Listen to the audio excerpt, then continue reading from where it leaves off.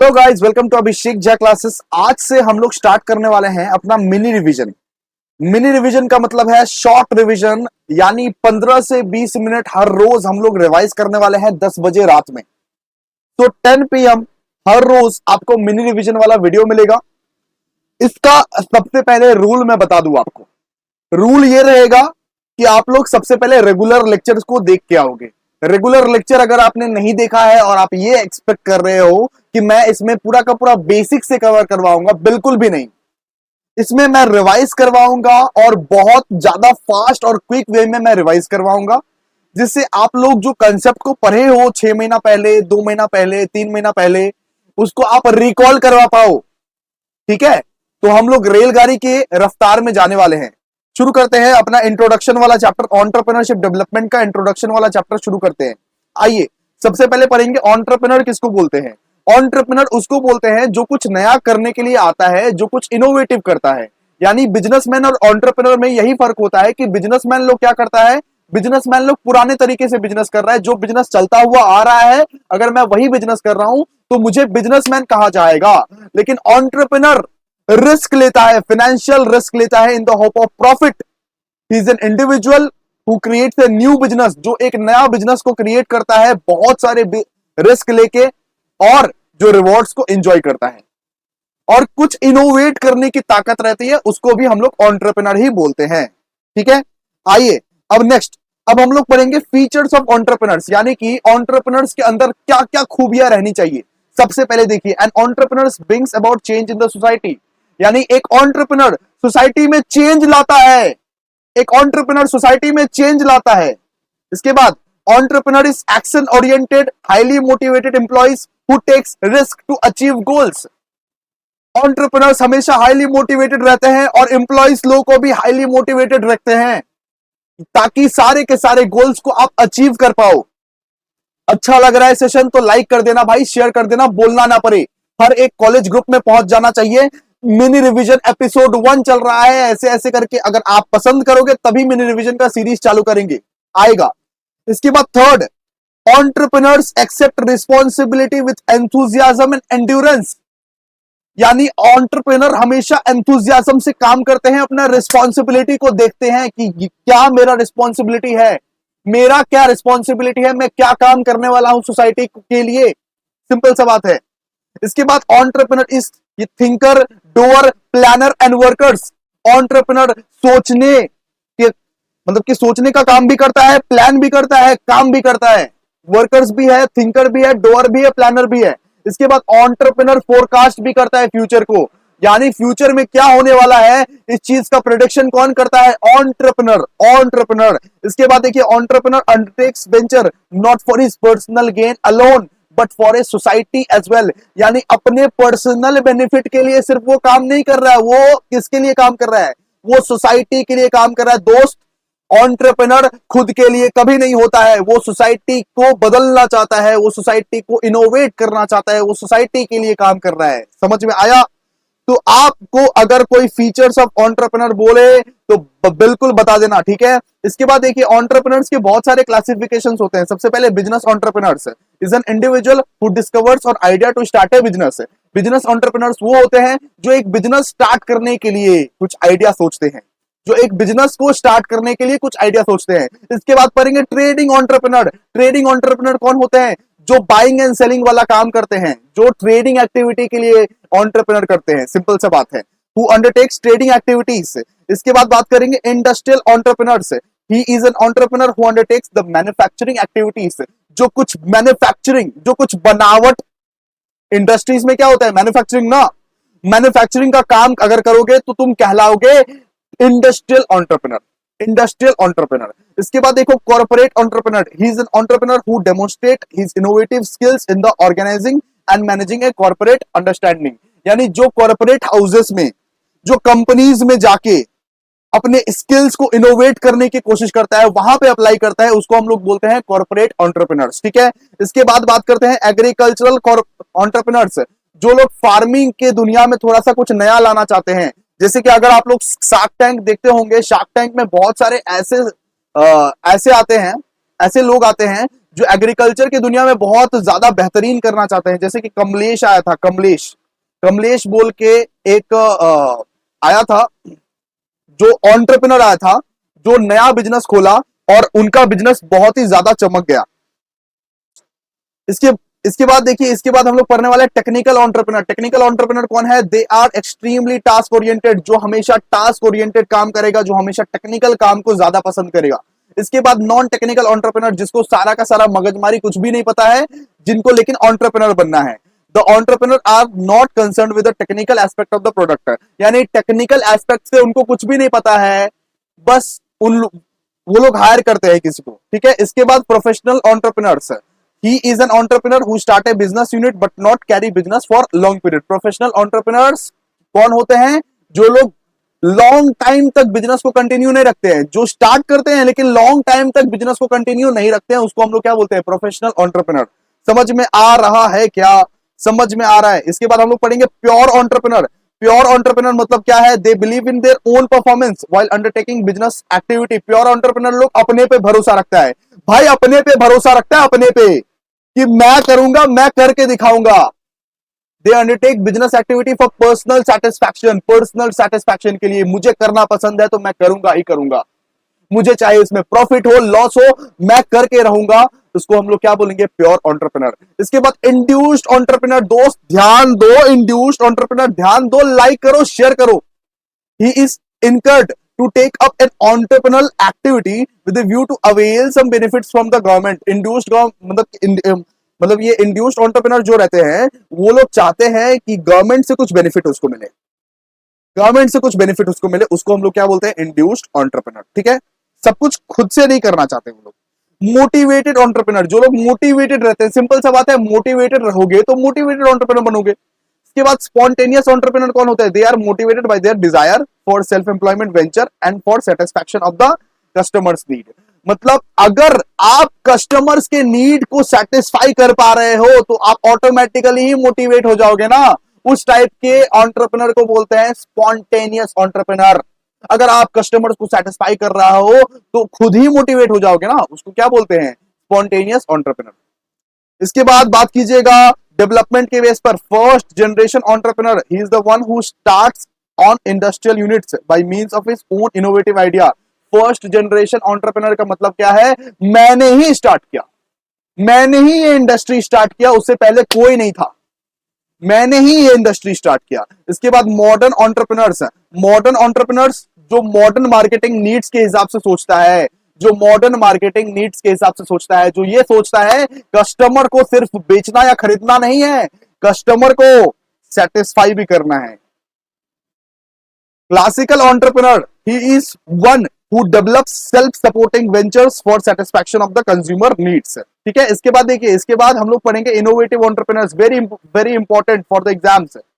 Innovative entrepreneurs बहुत ज्यादा important है। इनोवेटिव एंटरप्रेन्योर्स वो होते हैं जो इनोवेट करना जानते हैं, जिनको हमेशा इनोवेट करना ज्यादा पसंद है। दे आर जनरली एग्रेसिव और experimentations and cleverly put attractive possibilities into practice। An innovative entrepreneur introduces new goods, जो हमेशा न्यू गुड्स को इंट्रोड्यूस करते हैं, जो हमेशा इनोग्रेट करते हैं न्यू मेथड्स को, जो किस तरह से कुछ नया लाया जा सकता है उस पे हमेशा फोकस करते हैं, उसको हम लोग बोलते हैं इनोवेटिव एंटरप्रेन्योर्स। मतलब इनोवेट करने पर ज्यादा ध्यान है उनका, जो किस तरह से कुछ नया लाया जाए, किस तरह से कुछ नया डिस्कवर किया जाए, हर चीज में एक नया खोजते हैं हमेशा, उसको हम लोग क्या बोलते हैं? इनोवेटिव एंटरप्रेन्योर्स है। इसके बाद देखिए अडॉप्टिव एंटरप्रेन्योर्स है।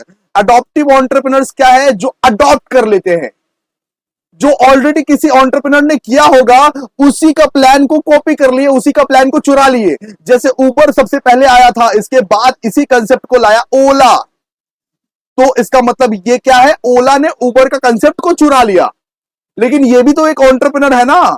सिंपल सा बात है, ये भी तो एक एंटरप्रेन्योर है ना। इसका मतलब तो ये नहीं कि उबर का सारा चीज ही चुरा लिया, नहीं, वो अपना कंसेप्ट भी लगाया, साथ साथ दूसरों का कंसेप्ट भी थोड़ा सा चोरी कर लिया। उसको बोलते हैं अडॉप्टिव और इनिशिएटिव एंटरप्रेन्योर्स। जैसे कि आप लोग क्या करते हो एग्जामिनेशन हॉल में? एग्जामिनेशन हॉल में एक टॉपर का कॉपी रहता है, एक आपका कॉपी रहता है। आप क्या करते हो? टॉपर का कॉपी से पूरा का पूरा नहीं छापते हो, पूरा का पूरा नहीं छापते हो, बस उससे क्या किया? आधा छाप ली और आधा खुद से बना के लिख दिए। इसको हम लोग क्या बोलते हैं, अडॉप्टिव एंटरप्रेन्योर्स। अडॉप्टिव एंटरप्रेन्योर्स भी ऐसे ही होते हैं, सिंपल सा बात है। ये बात करेंगे फेबियन एंटरप्रेन्योर्स।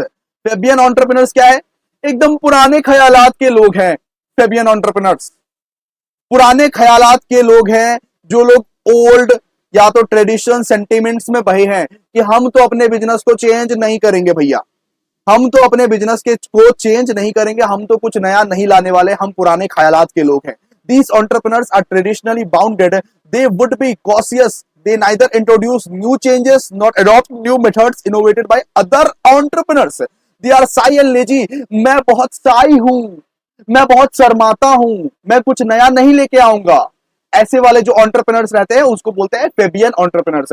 मैं बहुत लेजी हूं, मुझे बहुत आलस आता है, उन एंटरप्रेन्योर्स को क्या बोलोगे, फेबियन एंटरप्रेन्योर्स। क्या बोलोगे, फेबियन एंटरप्रेन्योर्स। आ जाओ फटाफट से आगे, ड्रोन एंटरप्रेन्योर्स। अब हम लोग बोलूंगा ड्रोन एंटरप्रेन्योर्स। तो drone entrepreneurs are those who refuse to adopt and use opportunities to make changes in the production. यानी कि ड्रोन एंटरप्रेन्योर्स ऐसे बोल रहे हैं, जैसे चल रहा है चलने दो, जैसे पापा लोग बोलते हैं ना, जैसे चल रहा है चलने दो, हमको कुछ नया नहीं लाना। उन एंटरप्रेन्योर्स को तुम क्या बोलोगे, ड्रोन एंटरप्रेन्योर्स। उन एंटरप्रेन्योर्स को तुम क्या बोलोगे, ड्रोन एंटरप्रेन्योर्स। मतलब वो कुछ चेंज नहीं करना चाहते, जो इंट्रोड्यूस हो चुका है, जैसा चल रहा है वैसा चलने दो, अब कुछ नया हम लोगों को नहीं करना है, अब रिस्क हम लोगों को उठाना ही नहीं है। इसको हम लोग क्या बोलेंगे, ड्रोन एंटरप्रेन्योर्स। ठीक है, ओके जी। अब आइए, अब हम लोग पढ़ेंगे रोल ऑफ एंटरप्रेन्योर्स। एंटरप्रेन्योर्स का क्या रोल है इकोनॉमिक डेवलपमेंट में, देश की तरक्की में इकोनॉमिक एंटरप्रेन्योर्स का क्या रोल है। Role of entrepreneurs in the economic development. सबसे पहला, एम्प्लॉयमेंट अपॉर्चुनिटीज। एंटरप्रेन्योर्स है, फ्री एम्प्लॉयमेंट है, फिर एम्प्लॉयमेंट जनरेशन है, एंटरप्रेन्योर्स के वजह से एम्प्लॉयमेंट जनरेशन होती है। इसके बाद बैलेंस्ड रीजनल डेवलपमेंट। क्या आपको पता है कि कोलकाता जैसा डेवलप है, उस तरह से क्या बर्धमान डेवलप्ड है, उस तरह से क्या मतलब कि जलपाईगुड़ी डेवलप्ड है, नहीं ना। सिर्फ कोलकाता को डेवलप करने से क्या होगा भाई, दूसरे जगह को भी डेवलप करो। बैलेंस्ड रीजनल डेवलपमेंट मतलब पूरा का पूरा देश डेवलप होना चाहिए। रूरल अर्बन क्या है, सब जगह अर्बन होना चाहिए या सब जगह रूरल होना चाहिए, एक समान सब जगह बनाओ, सब जगह में डेवलपमेंट होना चाहिए। तो वो डेवलपमेंट कौन ला सकता है, वो डेवलपमेंट ला सकता है एंटरप्रेन्योर। वो डेवलपमेंट कौन ला सकता है, वो डेवलपमेंट ला सकता है एंटरप्रेन्योर। ठीक है, तो देखो ये पढ़ लिया। इसके बाद mobilisation of local resources. Entrepreneurs हैं तो लोकल रिसोर्सेस का सही तरीके से यूटिलाइजेशन करेंगे, इफेक्टिवली और एफिशिएंटली। इफेक्टिवली और एफिशिएंटली लोकल रिसोर्सेस का यूटिलाइजेशन कौन करेगा, एंटरप्रेन्योर्स। लोकल रिसोर्सेस मतलब क्या रहता है, जो ऑफ कोर्स जो हमारे आसपास मिलते हैं। हम लोग क्या करते हैं, हम लोग सिर्फ ब्रांडेड चीजें खरीदते हैं, लेकिन जो लोकल वेंडर्स हैं, जो हमारे इंडियन शॉपकीपर्स हैं, उन लोग से कोई क्या खरीदता है, नहीं ना। लेकिन एंटरप्रेन्योर्स लोग खरीदेंगे, हमारे देश के जो एंटरप्रेन्योर्स रहेंगे हमारे देश के रिसोर्सेस को यूज करेंगे। हाल फिलहाल में बोट कंपनी ने बोला है कि हमारे जो प्रोडक्ट्स रहते हैं उसमें 80% चीज हम अपनी कंट्री से बनाते हैं और सिर्फ 20% चीज को हम लोग क्या करते हैं, इंपोर्ट करते हैं बाहर से। कितनी बड़ी बात है। आज से अगर आप 5 साल पहले चले जाओ तो टेक्नोलॉजी को कोई ज्यादा पूछता भी नहीं था, टेक्नोलॉजी 100% बाहर से ही आती थी। लेकिन बोट 80% इंडियन है आज। सारा का सारा रॉ मटेरियल्स जो यूज करता है बोट, 80% चीज वो इंडियन मतलब कि मार्केट से यूज करता है और 20% बाहर के मार्केट से यूज करता है। तो इसको बोलते हैं mobilisation of local resources. Local resources को इज्जत दो, अपने कंट्री के रिसोर्सेस को कंट्री में ही लगाओ, फिर ही तो तरक्की होगी अपने देश की। इसके बाद optimisation of the capital. Entrepreneurs aim to get quick returns और इन्वेस्टमेंट। हमेशा एंटरप्रेन्योर्स लोगों को क्विक रिटर्न चाहिए, क्विक रिटर्न। तो सही तरीके से ऑप्टिमाइजेशन करने के लिए एंटरप्रेन्योर्स को हाई एम्प्लॉयमेंट कैपिटल रेशियो देना पड़ेगा, सिंपल सा बात है। इसके बाद एक्सपोर्ट भी प्रमोट होता है, इससे एक्सपोर्ट भी बढ़ता है ना भाई, इससे एक्सपोर्ट भी बढ़ता है। एंटरप्रेन्योर्स हमारे देश में ज्यादा रहेंगे, यूएस में आज एंटरप्रेन्योर्स ज्यादा है, तभी तो दुनिया भर में उन लोगों का नाम चल रहा है। अगर मान लो इंडिया में एंटरप्रेन्योर्स लोग ज्यादा हो जाएंगे, फिर क्या होगा, फिर एक्सपोर्ट्स भी हम लोग ज्यादा कर पाएंगे। इसके बाद कस्टमर्स डिमांड। कस्टमर्स ज्यादा डिमांड करने लगेंगे, customers wide variety of product demand करने लगेंगे, कस्टमर के पास चॉइस रहेगा भाई, कस्टमर के पास वाइड वैरायटी ऑफ प्रोडक्ट का चॉइस रहेगा और कस्टमर ज्यादा करके डिमांड करेंगे, सिंपल सा बात है। इसके बाद सोशल सोशल एडवांटेज, बहुत सारा सोसाइटी का भी एडवांटेज मिलेगा, क्योंकि सोसाइटी को आप डेवलप करते हो। अगर आप एंटरप्रेन्योर हो तो सोसाइटी को भी डेवलप करते हो, सोसाइटी का भी तो डेवलपमेंट होगा, तो सोशल एडवांटेज तो मिल ही रहा है। इसके बाद देखो increased per capita income, entrepreneurs help to increased as per capita income of the country in various ways, यानी पर कैपिटा इनकम बढ़ेगा। पर कैपिटा इनकम मतलब हर इंसान का, चाहे वो पुअर हो चाहे वो रिच हो, हर इंसान का इनकम जो है ना वो बढ़ जाएगा, हर इंसान का वो जो इनकम है बढ़ जाएगा, हमारा पर कैपिटा इनकम भी बढ़ेगा, एंटरप्रेन्योर्स बढ़ेगा तो, ठीक है। इसके बाद देखो कैपिटल फॉर्मेशन, कैपिटल भी फॉर्म होगा, बड़े बड़े कैपिटल मशीनरीज लैंड बिल्डिंग सब कुछ इंडिया में बनने लगेगा, बाहर से कुछ भी हम लोग को इंपोर्ट नहीं करना पड़ेगा। मशीनरीज या तो टेक्नोलॉजिकल मतलब की चीजें पे हम लोग तो बहुत ज्यादा डिपेंडेंट है बाहर के कंट्रीज पे, तो सब कुछ अब इंडिया में ही बनने लगेगा, कैपिटल फॉर्मेशन हमारे इंडिया में ही हो जाएगा शुरू, ठीक है। इसके बाद शेयर्स और डिबेंचर, शेयर मार्केट और डिबेंचर मार्केट का भी यहां पे ग्रो हो जाएगा, growth of capital market, entrepreneurs आएंगे इस वजह से शेयर मार्केट का भी ग्रोथ होगा। सिंपल, समझ रहे हो, 10 पॉइंट मैंने पढ़ा दिए। ये रोल ऑफ एंटरप्रेन्योर्स ना 10 मार्क्स के लिए इंपॉर्टेंट है, 10 मार्क्स के लिए इंपॉर्टेंट है, तो मैंने 10 पॉइंट तो पढ़ा दिए आपको, ठीक है। आप इतना अगर कर लोगे तो काम बन जाएगा, 10 पॉइंट अगर पढ़ लोगे तो काम बन जाएगा, ठीक है। एग्जामिनेशन में अगर आपको 8 पॉइंट याद आ रहा है तो 8 ही पॉइंट लिख देना, लेकिन थोड़ा सा अच्छे वे में लिखना, ऐसा नहीं 8 से कम नहीं, 8 पॉइंट तो लिखना ही पड़ेगा 10 मार्क्स में, ठीक है। अब हम लोग पढ़ेंगे फैक्टर्स अफेक्टिंग एंटरप्रेन्योर ग्रोथ, यानी कि कौन कौन सा फैक्टर्स है, कौन कौन सी बाधाएं हैं जो एंटरप्रेन्योर्स के लाइफ में आती है, कौन कौन सी बाधाएं हैं जो एंटरप्रेन्योर्स के लाइफ में आती है। जैसे कि आप लोगों के लाइफ में भी बाधाएं आती है ना, आप लोगों के लाइफ में परेशानी आती है ना, तो वैसे ही एंटरप्रेन्योर्स के लाइफ में भी परेशानी आती है, ठीक है। इसके बाद सबसे पहले देखो, सबसे पहले आता है इकोनॉमिक फैक्टर, पैसा, पैसे का प्रॉब्लम, पैसा, पैसे का प्रॉब्लम, पैसा का बाधा है, सबसे बड़ा बाधा है पैसा। सबसे पहले नॉन अवेलेबिलिटी ऑफ कैपिटल, अगर आपके पास पैसा ही नहीं रहेगा तो क्या एंटरप्रेन्योर बनेगा, तू कैसे करेगा, कैसे करेगा ये बड़े बड़े बिजनेसमैन का मुकाबला। तो नॉन अवेलेबिलिटी ऑफ कैपिटल जो है ये बहुत बड़ा फैक्टर है। अगर आपके पास पैसा नहीं है तो भाई छोड़ दो एंटरप्रेन्योरशिप, छोड़ दो एंटरप्रेन्योरशिप, नहीं होगा तुमसे। तो ये एक बाधा है, ये एक ऑब्स्टेकल है, non availability of quality raw materials and finished good. अब देखो भाई, लोकल चीजें बना रहे हैं, सबसे पहले तो एंटरप्रेन्योर भी तो लोकल ही रहता है, लोकल एरिया से ही आता है, तो रॉ मटेरियल्स भी तो उसका लोकल ही रहेगा, क्वालिटी वाला तो रॉ मटेरियल्स मतलब कि रहेगा ही नहीं। मान लो कि तुम्हारे पास ऑप्शन है कि तुम मैगी परचेज करो या एक नया नया मान लो नूडल्स आया है, उसका नाम है फूडल्स, मान लो एक नया नूडल्स आया है फूडल्स, मान लो कि तुम्हारे पास मैगी रखा हुआ है, फूडल्स रखा हुआ है, क्या चूज करोगे भैया? ऑफ कोर्स मैगी चूज करेंगे। क्यों, क्यों मैगी चूज करोगे? बिकॉज मैगी में वो क्वालिटी है। तो वही तो बात है ना, एंटरप्रेन्योर अगर तुम बनोगे, जब तुम नया नया प्रोडक्ट लॉन्च करोगे तब तुम वो क्वालिटी नहीं दे पाओगे अपने कस्टमर्स को। Non availability of quality raw materials, अगर रॉ मटेरियल्स ही तुम्हारा अच्छा नहीं है तो तुम्हारा प्रोडक्ट कैसा बनेगा? फालतू। वही एक रीजन बन जाता है, वही एक फैक्टर बन जाता है, ठीक है। इसके बाद lack of adequate basic facilities, आपके पास मान लो टेक्नोलॉजी नहीं है, ट्रांसपोर्ट नहीं है, कम्युनिकेशन का फैसिलिटीज नहीं है, तो क्या हो सकता है? तो आप कैसे बनोगे एंटरप्रेन्योरशिप, कैसे करोगे एंटरप्रेन्योर्स?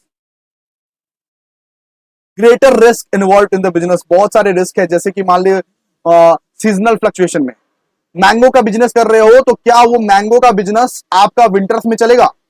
मान लो आप मतलब कि दिवाली में क्रैकर्स बेचते हो, आप ऐसे एंटरप्रेन्योर्स हो जो सिर्फ दिवाली में ऑपरेट करता है, दिवाली में क्रैकर्स बेचते हो, तो क्या पूरे के पूरे साल आपका बिजनेस क्या चलेगा? नहीं ना। देखो greater risk involve in the business, इसी को बोलते हैं। इसके बाद देखिए non availability of skilled labours, labours भी जो है ना, एम्प्लॉइज भी जो है ना, वो भी आपके तो स्किल्ड नहीं है। अगर स्किल्ड लेबर्स रहेंगे तभी तो आप बढ़िया एक एंटरप्रेन्योर बन पाओगे, तभी तो आप सही तरह से आप एंटरप्रेन्योरशिप कर पाओगे, है ना। इसके बाद देखो सोशल फैक्टर्स के बारे में पढ़ते हैं। Social factors, social factors, please like कर दो वीडियो को, जल्दी से जल्दी लाइक कीजिए। हम लोग आज तो ये चैप्टर खत्म होने से रहा, लेकिन हम लोग 2 पार्ट या 3 पार्ट में जरूर से जरूर खत्म करेंगे, जितना जल्दी पॉसिबल है उतना जल्दी आप लोगों को करवाने मतलब कि करवाने की कोशिश कर रहा हूं। सोशल फैक्टर्स, सोशल फैक्टर्स हो गया यहां पे सबसे पहले सोशल सिस्टम्स। अब देखिए सोशल सिस्टम्स, लोकेलिटी क्या बोलेगी, आस पड़ोस के क्या लोग बोलेंगे, इस पे ना बहुत जन डिफर करता है।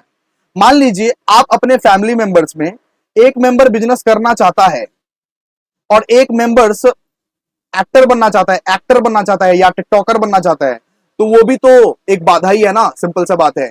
आप चाहते हो कि मैं और मेरा भाई एंटरप्रेन्योर बने और आपका भाई चाहता है एक्टिंग करे, तो फिर वो तो एक बाधा है। अगर जब तक पूरा फैमिली साथ नहीं देगी, जब तक आपकी टीम साथ नहीं देगी, जब तक आप एक टीम नहीं बनाओगे, तब तक आप कैसे एंटरप्रेन्योर बनोगे। इसके बाद customs and traditions. Custom and tradition मतलब कि जो आजकल का ट्रेडिशंस है उसके हिसाब से आप लोगों को बहुत सारा ऑब्स्टेकल्स आने वाला है, बहुत सारा बाधाएं आने वाला है, ठीक है। इसके बाद रैशनैलिटी ऑफ सोसाइटी। सोसाइटी का सोच, सोसाइटी क्या बोलती है, डॉक्टर बनो, इंजीनियर बनो, एंटरप्रेन्योर मत बनो, यूट्यूबर मत बनो। तो ऑफ कोर्स सोसाइटी का सोच पे भी डिपेंड करता है ना, सोसाइटी का सोच पे भी डिपेंड करता है ना। इसके बाद देखिए पर्सनालिटी फैक्टर्स। ऐसे करके आप लोगों को नहीं लिखना है। अगर मान लीजिए एग्जाम में फैक्टर्स अफेक्टिंग एंटरप्रेन्योर ग्रोथ दे दिया मतलब कि जाए, तो आप सीधा सीधा नाम लिखो ना, पॉइंट्स लिखो सीधा सीधा। तो यहां पे देखिए साइकोलॉजिकल एंड सोशियोलॉजिकल फैक्टर्स। अब देखो साइकोलॉजिकल पर भी डिपेंड करता है कि मैं कैसे सोचता हूं। सिंपल सा बात है। अब मान लो कि मैं बहुत ज्यादा ज्यादा बिजनेस कर रहा हूं और मेरे को बिजनेस करते करते करते करते करते करते अब बहुत नुकसान होने लगा है। अब नुकसान होने लगा है तो साइकोलॉजिकल फैक्टर मेरा क्या बोलेगा कि अब भाई छोड़ दे भाई ये सब चीज, अब जाओ घर जाओ, घर में आराम से हम लोग कुछ और जॉब कर लेंगे भाई, एंटरप्रेन्योरशिप तो हमसे होने नहीं वाली है, ठीक है। इसका मतलब यही होता है साइकोलॉजिकल एंड अदर फैक्टर्स, ठीक है। तो आज हम लोग यही तक पढ़ेंगे। आज का सेशन अगर आप लोगों को पसंद आया तो प्लीज लाइक कर देना, शेयर कर देना, सब्सक्राइब कर देना। Thank you guys. अगर ऐसा सेशन कंटिन्यू रखना चाहते हो तो प्लीज इस सेशन को लाइक करो। Thank you.